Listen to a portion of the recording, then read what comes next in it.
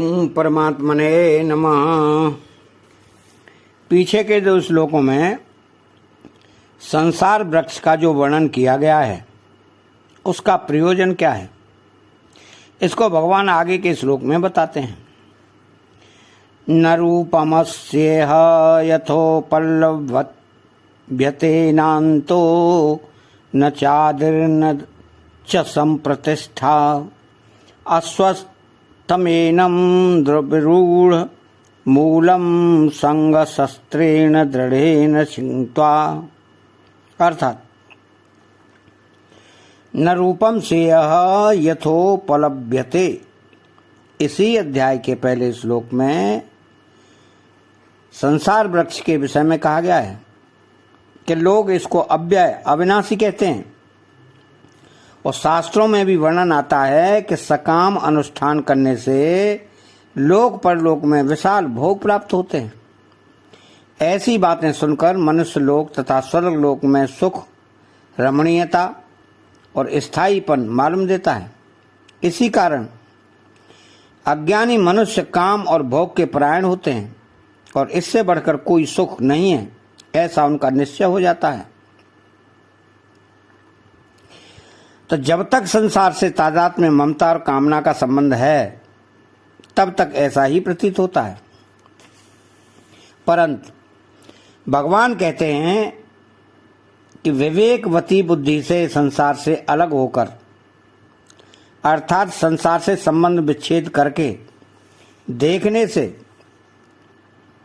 उसका जैसा रूप हमने अभी मान रखा है वैसा उपलब्ध नहीं होता, अर्थात यह नाशवान और दुखरूप प्रतीत होता है। तो नान्तो न चादिर्न च संप्रतिष्ठा, किसी वस्तु के आदि मध्य और अंत का ज्ञान दो तरह का होता है, देशकृत और कालकृत। इस संसार का कहाँ से आरंभ है, कहाँ मध्य है, कहाँ इसका अंत होता है, इस प्रकार से संसार के देशकृत आदि मध्य अंत का पता नहीं, और कब से इसका आरंभ हुआ है, कब तक यह रहेगा और कब इसका अंत होगा। इस प्रकार से संसार के कालकृत आदि मध्य अंत का भी पता नहीं।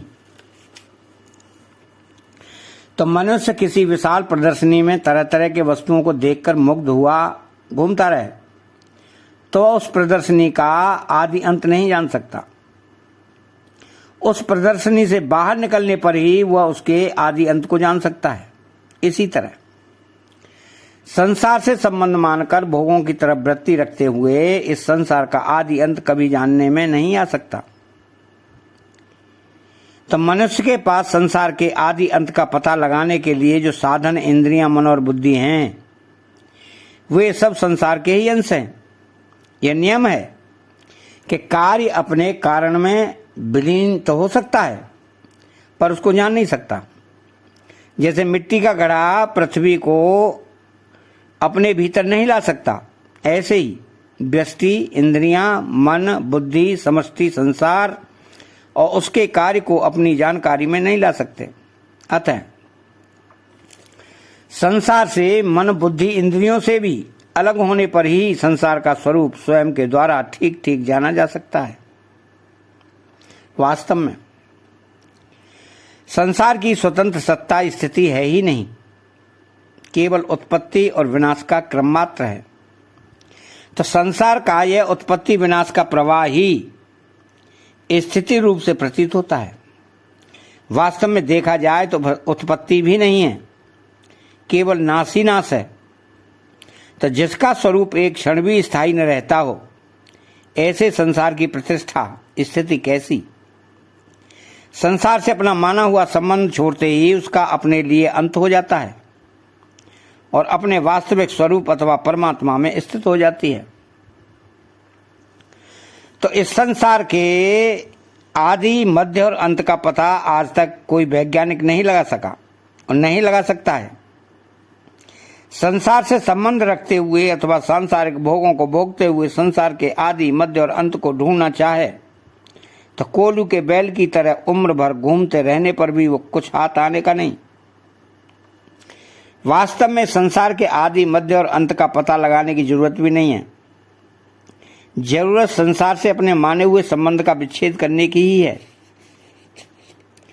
संसार आदि अनादि शांत है या अनादि अनंत है अथवा प्रतीति मात्र है इत्यादि विषयों पर दार्शनिकों में अनेक मतभेद हैं, परंतु संसार के साथ हमारा संबंध असत है जिसका विच्छेद करना आवश्यक है।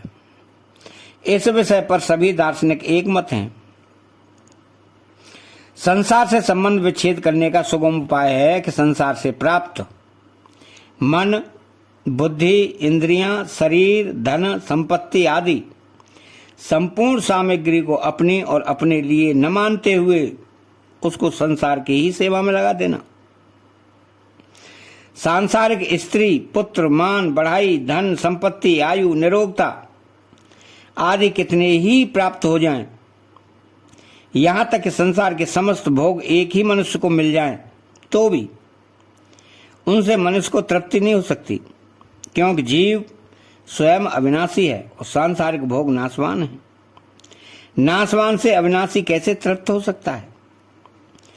त अस्वस्थमेनम सुविरूढ़ मूलम, संसार को सुविरूढ़ मूलम कहने का तात्पर्य यह है कि तादात्म्य, ममता और कामना के कारण यह संसार प्रतिष्ठा रहित होने पर भी दृढ़ मूलों वाला प्रतीत हो रहा है। तो व्यक्ति, पदार्थ, क्रिया आदि में राग ममता होने से सांसारिक बंधन अधिक से अधिक दृढ़ होता चला जाता है। तो जिन पदार्थों, व्यक्तियों में राग ममता का घनिष्ठ संबंध हो जाता है उनको मनुष्य अपना स्वरूप ही मानने लग जाता है। जैसे धन में ममता होने से उसकी प्राप्ति में मनुष्य को बड़ी प्रसन्नता होती है और मैं बड़ा धनवान हूं ऐसा अभिमान हो जाता है, तो धन के नाश से वो अपना नाश मानने लग जाता है। लोभ बढ़ने से धन की प्राप्ति के लिए वो अन्याय, पाप आदि न करने लायक काम भी कर बैठता है। फिर इतना लोभ बढ़ जाता है कि उसके भीतर यह दृढ़ निश्चय हो जाता है कि झूठ, कपट, बेईमानी आदि के बिना धन कमाया ही नहीं जा सकता। उसे यह विचार ही नहीं होता कि पाप से धन कमाकर मैं यहाँ कितने दिन ठहरूंगा। पाप से कमाया धन तो शरीर के साथ यहीं छूट जाएगा, किंतु धन के लिए किए झूठ, कपट, बेईमानी, चोरी आदि पाप तो मेरे साथ जाएंगे, जिससे परलोक में मेरी कितनी दुर्गति होगी आदि। इतना ही नहीं, वह दूसरों को भी प्रेरणा करने लग जाता है कि धन कमाने के लिए पाप करने में कोई बुराई नहीं है, यह तो व्यापार है, इसमें झूठ बोलना, ठगना आदि सब उचित है इत्यादि। तो इस दुर्भाव का होना ही तादात्म्य, ममता और कामना रूप मूलों का दृढ़ होना है।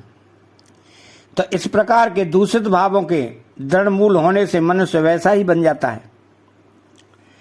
तो ये तादात्म्य, ममता और कामना रूप मूल अंतःकरण में इतनी दृढ़ता से जमे हुए हैं कि पढ़ने, सुनने तथा विचार विवेचन करने पर भी सर्वदा नष्ट नहीं होते। साधक प्राय कहा करते हैं कि सत्संग चर्चा सुनते समय तो उन दोषों के त्याग की बात अच्छी और सुगम लगती है, परंतु व्यवहार में आने पर ऐसा होता नहीं। इनको छोड़ना तो चाहते हैं पर ये छूटते नहीं। तो इन दोषों के न छूटने में खास कारण है सांसारिक सुख लेने की इच्छा। साधक से भूल यह होती है कि वह सांसारिक सुख भी लेना चाहता है और साथ ही दोषों से भी बचना चाहता है। जैसे लोभी व्यक्ति विषयुक्त लड्डुओं की मिठास को भी लेना चाहे और साथ ही विष से भी बचना चाहे, ऐसा कभी संभव नहीं है। तो संसार से कभी किंचित मात्र भी सुख की आशा रखने पर इसका दृढ़ मूल स्वतः नष्ट हो जाता है। और दूसरी बात यह है कि तादात्म्य, ममता और कामना का मिटना बहुत कठिन है। साधक की यह मान्यता ही इन दोषों को मिटने नहीं देती। वास्तव में तो वह स्वतः मिट रहे हैं।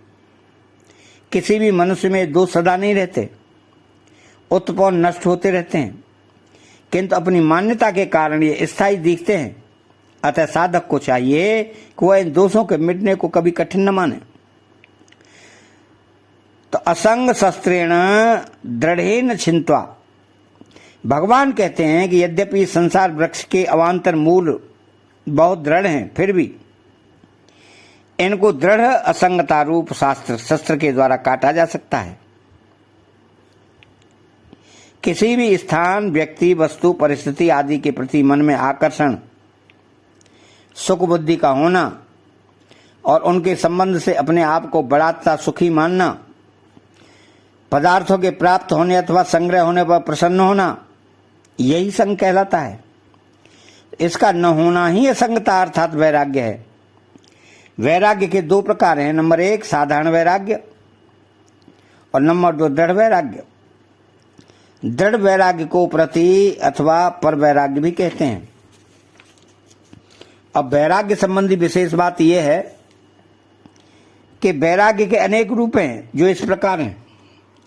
पहला वैराग्य है धन, मकान, जमीन आदि पदार्थों से होता है। इन पदार्थों का स्वरूप से त्याग कर देने पर भी अगर मन में उनका महत्व बना हुआ है और मैं त्यागी हूं, ऐसा अभिमान है, तो वास्तव में यह वैराग्य नहीं है। अंतःकरण में जड़ पदार्थों का किंचित मात्र भी महत्व और आकर्षण न रहे, यही वैराग्य है। दूसरा वैराग्य अपने कहलाने वाले माता पिता, स्त्री, पुत्र, भाई, भौजाई आदि परिवार से होता है। उनकी सेवा करने या उनको सुख पहुंचाने के लिए ही उनसे अपना संबंध मानना चाहिए।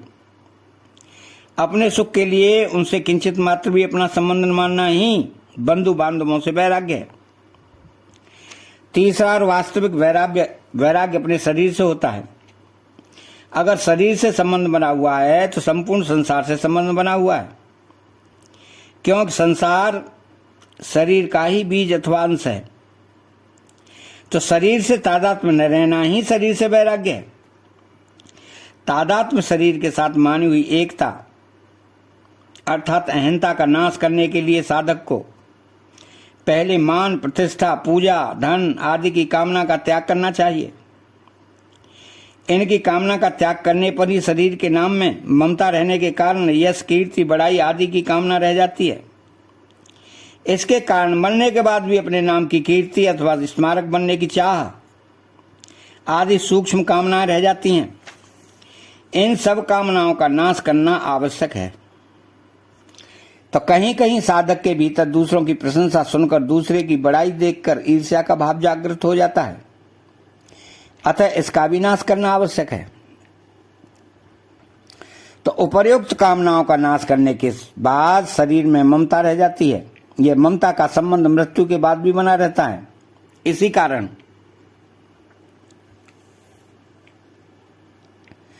उपर्युक्त कामनाओं का नाश करने के बाद शरीर में ममता रह जाती है और यह ममता का संबंध मृत्यु के बाद भी बना रहता है। इसी कारण मृत शरीर को जला देने के बाद भी हड्डियों को गंगा जी में डालने से जीव जिसने शरीर में ममता की है कि आगे गति होती है, विवेक, जड़ चेतन प्रकृति पुरुष अथवा शरीर शरीरी की भिन्नता का ज्ञान जागृत होने पर ममता का नाश हो जाता है।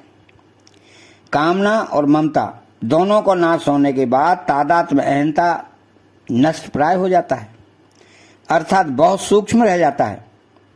तो तादात्म्य का अत्यंताभाव भगवत प्रेम की प्राप्ति होने पर होता है। तो जब मनुष्य स्वयं यह अनुभव कर लेता है कि मैं शरीर नहीं हूं, शरीर मेरा नहीं है, तब कामना, ममता, तादात्म्य तीनों मिट जाते हैं। यही वास्तविक वैराग्य है। तो जिसके भीतर दृढ़ वैराग्य है उसके अंतःकरण में संपूर्ण वासनाओं का नाश हो जाता है। अपने स्वरूप से विजातीय जड़ पदार्थ, शरीर, इंद्रियां, मन, बुद्धि आदि से किंचित मात्र भी अपना संबंध न मानकर सबका कल्याण हो, सब सुखी हो, सब निरोग हो, कभी किसी को किंचित मात्र भी दुख न हो, इस भाव का रहना ही दृढ़ वैराग्य का लक्षण है। यह इदम रूप से जानने में आने वाले स्थूल, सूक्ष्म और कारण शरीर सहित संपूर्ण संसार को जानने वाला मैं अहम कहलाता है। यह जानने में आने वाला दृश्य और मैं जानने वाला दृष्टा कभी एक नहीं हो सकते, यह नियम है।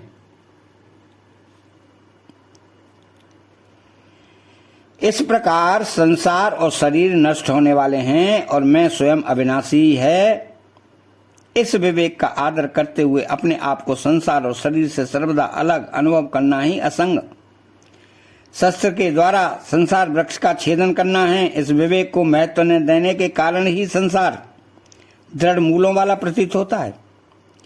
तो सांसारिक वस्तुओं का अत्यंताभाव अर्थात सर्वदा नाश तो नहीं हो सकता, पर उनमें राग का सर्वदा अभाव हो सकता है। अतः छेदन का तात्पर्य सांसारिक वस्तुओं का नाश करना नहीं, प्रत्युत उनसे अपना राग हटा लेना है। तो संसार से संबंध विच्छेद होने पर संसार का अपने लिए सर्वदा अभाव हो जाता है, जिसे आत्यंतिक प्रलय भी कहते हैं। तो जो हमारा स्वरूप नहीं है तथा जिसके साथ हमारा वास्तविक संबंध नहीं है, उसी का त्याग होता है। हम स्वरूपतः चेतन और अविनाशी हैं एवं संसार जड़ और विनाशी है। अतः संसार से हमारा संबंध अवास्तविक और भूल से माना हुआ है। स्वरूप से हम संसार में असंग ही हैं। पहले से ही जो असंग है वही असंग होता है, यह नियम है। अतः संसार से हमारी असंगता स्वतः सिद्ध है। तो इस वास्तविकता को दृढ़ता से मान लेना चाहिए। संसार कितना ही सुविरूढ़ मूल क्यों न हो, उसके साथ अपना संबंध न मानने से वह स्वतः कट जाता है, क्योंकि संसार के साथ अपना संबंध है नहीं, केवल माना हुआ है। अतः संसार के साथ अपना संबंध न मानने से उसका छेदन हो जाता है। इसमें साधक को संदेह नहीं करना चाहिए, चाहे आरंभ में व्यवहार में ऐसा दिखाई दे या न दे। तो जीव ने अपनी भूल से शरीर संसार से संबंध माना था, इसलिए उसका छेदन करने की जिम्मेदारी भी जीव पर ही है। अतः भगवान इसे ही छेदन करने के लिए कह रहे हैं। तो संसार से संबंध विच्छेद के कुछ सुगम उपाय। नंबर 1, कुछ भी लेने की इच्छा न रखकर संसार से प्राप्त सामग्री को संसार की सेवा में ही लगा देना। नंबर 2, सांसारिक सुख भोग और संग्रह की कामना का सर्वदा त्याग करना। नंबर 3, संसार के आश्रय का सर्वदा त्याग करना। नंबर 4, शरीर संसार से मैं और मेरा पन को बिल्कुल हटा लेना। नंबर 5, मैं भगवान का हूं, भगवान मेरे हैं, इस वास्तविकता पर दृढ़ता से डटे रहना। नंबर 6, मुझे एक परमात्मा की तरफ ही चलना है, ऐसे दृढ़ निश्चय व्यावसायिक तीक्ष्णता बुद्धि का होना। नंबर 7, शास्त्र विहित अपने अपने कर्तव्य कर्मों स्वधर्म का तत्परता पूर्वक पालन करना। नंबर 8, बचपन में शरीर पदार्थ परिस्थिति विद्या सामर्थ्य आदि जैसे थे वैसे अब नहीं है, अर्थात वे सब के सब बदल गए, पर मैं स्वयं वही हूं, बदला नहीं। अपने इस अनुभव को महत्व देना। नंबर 9, संसार से माने हुए संबंध का सद्भाव सत्ताभाव मिटाना। तो भगवान ने अपने विषय में कहा है कि अहमादिश्य मध्यम च भूता नामंत एव च सर्गाण माद्रंतस्य मध्यम चैवाहम अर्जुन। और यहाँ संसार के विषय में कहते हैं कि नान्तो न चादिर्न च संप्रतिष्ठा। तात्पर्य है कि भगवान आदि में भी हैं, अंत में भी हैं और मध्य में भी हैं, परंतु संसार न आदि में है, न अंत में है, न मध्य में ही है। अर्थात संसार है ही नहीं। नास्तो विद्यते भाव, अतः एक भगवान के सिवाय कुछ भी नहीं है। असंग शस्त्रेण दृढ़ेन छिन्त्वा, इन पदों में आए छिन्त्वा शब्द का अर्थ काटना अथवा नाश अभाव करना नहीं है, प्रत्युत संबंध विच्छेद करना है। कारण कि संसार वृक्ष भगवान की अपरा प्रकृति होने से अव्यय है, स्वरूप असंग है। असंगो ह्ययम् पुरुषः। तो स्वरूप में गुणसंग नहीं है, गुणसंग से ही जन्म मरण होता है। तो कारणम गुणसंगो अस्य सदसद्यो निजन्मसु।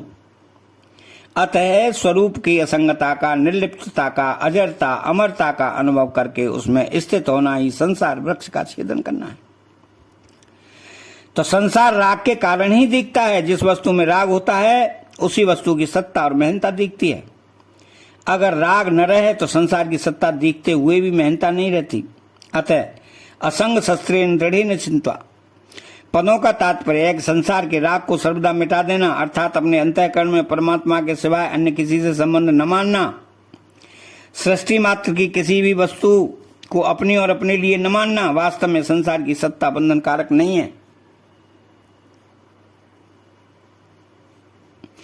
प्रत्युत उससे राग पूर्वक माना हुआ संबंध ही बंधन कारक है। सत्ता बाधक नहीं, राग बाधक है। इसलिए अन्य दार्शनिक तो संसार को असत, सत आदि अनेक प्रकार से कहते हैं, पर भगवान संसार से संबंध विच्छेद करने की बात कहते हैं। तो संबंध विच्छेद करने से संसार का संसार रूप से अभाव हो जाता है और वह भगवत रूप से दिखने लगता है। वास्तव है सर्वम। अतः चैनल को सब्सक्राइब करें, बेल आइकन घंटी को दबाएं और कमेंट बॉक्स में जय श्री कृष्णा लिखें। बोले जय श्री कृष्णा।